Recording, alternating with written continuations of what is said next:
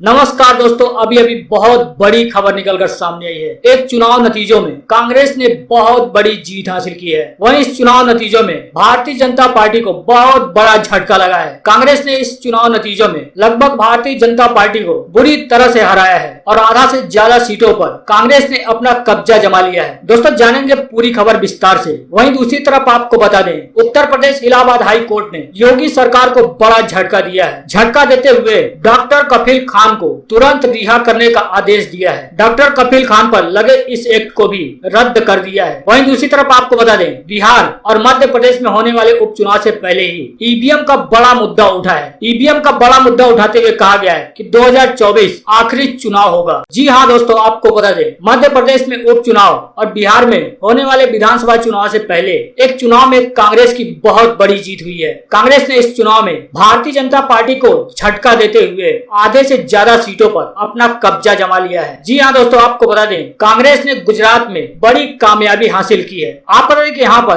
5 साल बाद Kaira district cooperative milk production union limited में बीते शनिवार को चुनाव हुए थे। आज आए हुए नतीजों में से कांग्रेस ने बड़ी जीत हासिल की है। कांग्रेस ने इस यूनियन को प्रतिनिधि करने वाले बोर्ड ऑफ डायरेक्टर के चुनाव में 11 में से 8 सीटें जीत ली है। आप बता दें कि यहाँ पर 5 साल बाद निदेशक मंडल चुनने के लिए चुनाव हुए हैं। आप बता दें कि अमूल डेयरी सोसाइटी विभाग परिसर में हुए मतगणना में मतार से भाजपा विधायक केसर सिंह सोलंकी संजय पटेल से हार गए हैं। वहीं पटेल ने साल 2017 में सोलंकी के खिलाफ विधानसभा चुनाव भी लड़ा था। इसके अलावा आनंद से कांग्रेस विधायक कांति सोड़ा परमार ने यहाँ पर 41 वोटों से जीत हासिल की है, जबकि बोरसद से कांग्रेस विधायक राजेंद्र सिन्हा परमार यहाँ के सीट पर जीत हासिल किए हैं। आपका कांग्रेस विधायक परमार यहाँ के अमूल के उपाध्यक्ष भी हैं। कांग्रेस के पार्टी के अन्य विजेताओं में खंबात से सीता परमार, पेटलाद से विपुल पटेल, कतलल से गीला जला, बाला सिनोर से राजेश पाठक और मोहम्मदवद से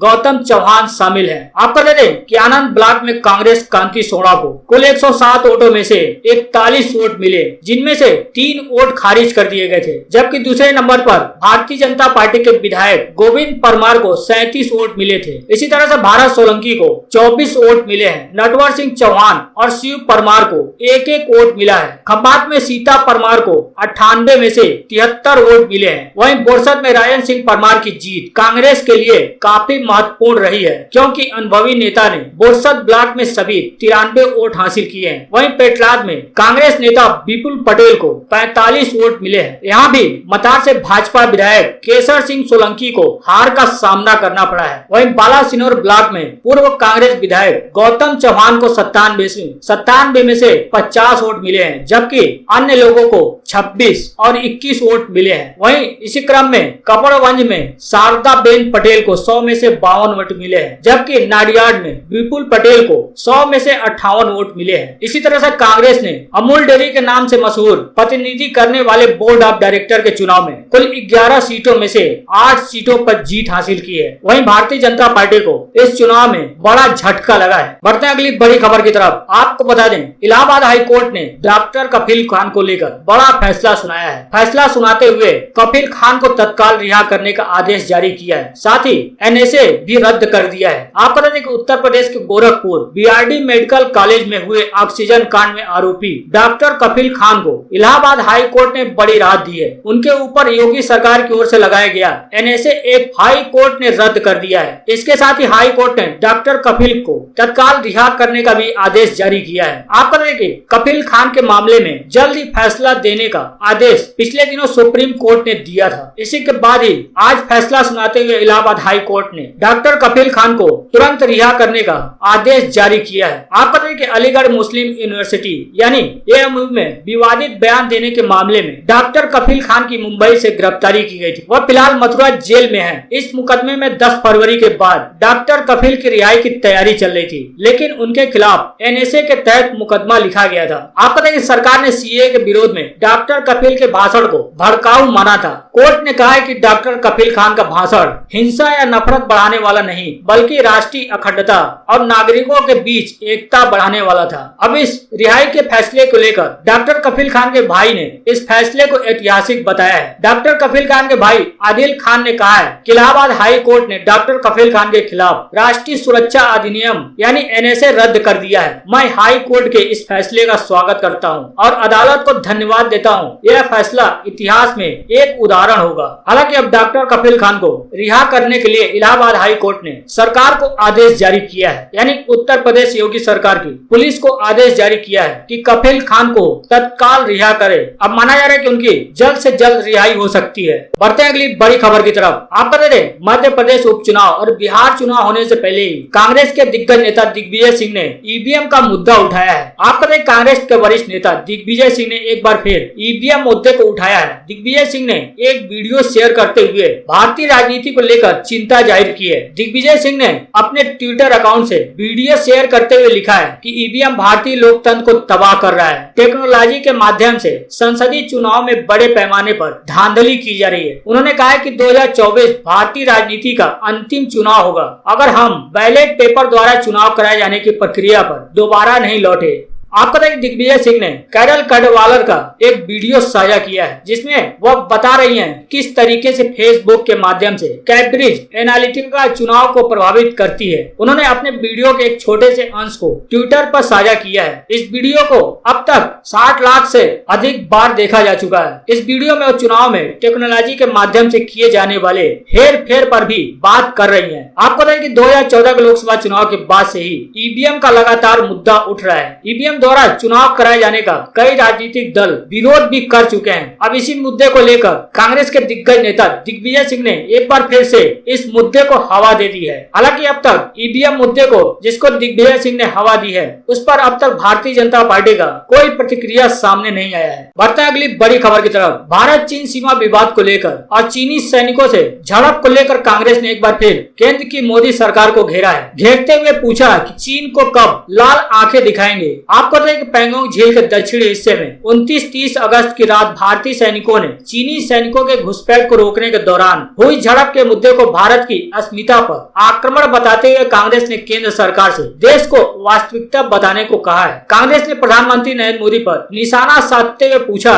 कि चीन को लाल आंख कब दिखाएंगे। कांग्रेस का कहना है कि आए दिन चीनी दुस्साहस और चीनी घुसपैठ की खबरें सामने आ रही है। हमारी सरजमी पर कब्जा किया जा रहा है। देश की सेनाएं निडर होकर देश की सुरक्षा में लगी हुई है, लेकिन देश के प्रधानमंत्री मोदी कहाँ हैं? कांग्रेस ने निशाना साधते हुए कहा कि मोदी चीन को लाल आंख कब दिखाएंगे। साथ ही कांग्रेस ने मांग की है कि प्रधानमंत्री और रक्षा मंत्री पूरी स्थिति से देश को अवगत कराएं और बताएं कि भारत की जमीन से चीनी कब्जा कब तक छुड़वाएंगे। आपको कांग्रेस के प्रवक्ता सुरजेवाला ने बयान जारी कर कहा है कि रक्षा मंत्रालय की प्रेस विज्ञप्ति चौंकाने वाली है, जिसमें बताया गया कि किस प्रकार से 29 और 30 अगस्त को चीनी सेना ने भारतीय सेना से झड़प की और हमारी सरजमी पर कब्जे का एक बार फिर दुस्साहस किया है। कभी गलवान घाटी में 20-20 सैनिक भारतीय सैनिकों की वीर गति, कभी गोगरा स्प्रिंग पर चीनी कब्जा, कभी फिंगर 4 से फिंगर 8 तक चीनी कब्जा, कभी पैंगोंग त्सो इलाके में चीनी कब्जा। अब यह लद्दाख तक सीमित नहीं रहा। उत्तराखंड में लिपुलेख इलाके में चीनी जमावड़ा और डोकलाम में डोकाला और नाकुला पास के अंदर चीनी मिसाइल लगा दी गई है। इससे भारत को सीधे सीधे खतरा है। सुरजेवाला का कहना है। उन्होंने पूछा कि प्रधानमंत्री मोदी चीन को करारा जवाब कब देंगे। इसी मुद्दे को लेकर संसद की आगामी सत्र में कांग्रेस लद्दाख से लेकर अरुणाचल प्रदेश तक वास्तविक नियंत्रण रेखा यानी एलएसी पर चीन के अतिक्रमण, खास तौर पर गलवान घाटी में हुई हिंसक झड़प के मुद्दे पर केंद्र सरकार को घेरने की तैयारी में जुट गई है। बढ़ते हैं अगली बड़ी खबर की तरफ। आप पता है बिहार चुनाव को लेकर बड़ी खबर निकलकर सामने आई है। बिहार में होने वाले विधानसभा चुनाव में अब इस कारण से कांग्रेस मजबूत हुई है। इसको लेकर समीकरण भी सामने आए हैं। आपको बता दें कि कोरोना महामारी के मद्देनजर कुछ पार्टियों द्वारा बिहार विधानसभा चुनाव टालने की सुप्रीम कोर्ट से मांग की गई थी, लेकिन सुप्रीम कोर्ट ने इसे टालने से मना कर दिया था। चुनाव आयोग ने भी अक्टूबर या नवंबर में समय पर बिहार में विधानसभा चुनाव की होने की संभावना जताई है। आपको बताएं कि इस चुनाव को बीजेपी, जेडीयू और एलजेपी के राष्ट्रीय जनतांत्रिक गठबंधन यानी एनडीए और संयुक्त विपक्ष के बीच बड़ी राजनीतिक जंग के रूप में देखा जा रहा है, जहां एक तरफ महागठबंधन दावा कर रहा है कि बिहार में इस बार बड़ा उलटफेर होगा, वहीं दूसरी तरफ एनडीए भी दावा कर रहा है कि एक बार फिर से उसकी सरकार बनेगी। लेकिन इसी बीच कांग्रेस में जारी उथल पुथल के दौरान कुछ नेताओं का मानना है कि बिहार विधानसभा चुनाव को लेकर पूरी पार्टी पूरे दमखम से तैयारी में जुटी हुई है, लेकिन चुनाव की रणनीति बना रहे कांग्रेस पार्टी के पदाधिकारी समान विचारों वाले दलों के साथ जल्दी गठबंधन होने के प्रति आश्वस्त भी बताए जा रहे हैं। वहीं बताया जा रहा है कि बिहार में कांग्रेस के सहयोगी दल यानी लालू प्रसाद यादव की पार्टी आरजेडी कांग्रेस से अधिक मजबूत है और ऐसी परिस्थिति में कांग्रेस इस हालत में नहीं है कि राज्य में विपक्षी राजनीतिक दलों का नेतृत्व कर सके। हालांकि पार्टी के कुछ नेताओं का मानना है कि केंद्रीय नेतृत्व और अन्य मुद्दों पर पार्टी के वरिष्ठ नेताओं के मतभेद जाहिर होने से कांग्रेस का चुनावी समीकरण और सीटों के तालमेल का गणित थोड़ा बहुत प्रभावित हो सकता है। हालांकि कांग्रेस पार्टी के पदाधिकारियों का मानना है कि 23 नेताओं द्वारा सोनिया गांधी को लिखे पत्र से उपजे विवाद से बिहार चुनाव में कांग्रेस की तैयारियों पर कोई फर्क नहीं पड़ेगा। इस मामले में कांग्रेस के नेता शक्ति सिंह गोहिल ने कहा है कि वो सही दिशा में आगे बढ़ रहे हैं और उचित चीजें उचित समय पर होती हैं। हालांकि ये भी बताया जा रहा है कि इसी महीने से बिहार में कांग्रेस का चुनावी बुगुल फूंका जाएगा। इसी मामले को लेकर शक्ति सिंह गोहिल का कहना है कि राहुल गांधी यहाँ पर चुनाव प्रचार करेंगे और उनका कहना है कि राहुल का नेतृत्व पूरे देश के लिए है और हम चाहेंगे कि बिहार में अधिक समय दें। जब पत्रकारों द्वारा उनसे सवाल पूछा गया कि क्या इस बार पार्टी 41 से अधिक सीटों पर चुनाव लड़ेगी, इस पर मदन मोहन झा ने जवाब देते हुए कहा है कि आरएलएसपी के उपेंद्र कुशवाहा, विकासशील इंसान पार्टी के मुकेश सहनी और नए सहयोगी दल भी कांग्रेस से जुड़ सकते हैं। हालांकि सूत्रों का कहना है कि कांग्रेस आगामी हफ्तों में डिजिटल रैलियां भी करने वाली है। हालांकि बिहार के सभी नेता यह नहीं मानते हैं कि पार्टी चुनाव के लिए तैयार है, लेकिन शक्ति सिंह गोहिल का दावा है कि कांग्रेस पार्टी बिहार में पूरी तरह से चुनाव प्रचार के लिए तैयार है। उनका कहना है कि समान विचार वाले दल साथ मिलकर लड़ें और हम उसी दिशा में काम कर रहे हैं। गोहिल का कहना है कि मुझे विश्वास है कि अच्छे वातावरण में हम गठबंधन का निर्माण करेंगे और पूरे दमखम से बिहार चुनाव जीतने के लिए प्रचार प्रसार करेंगे।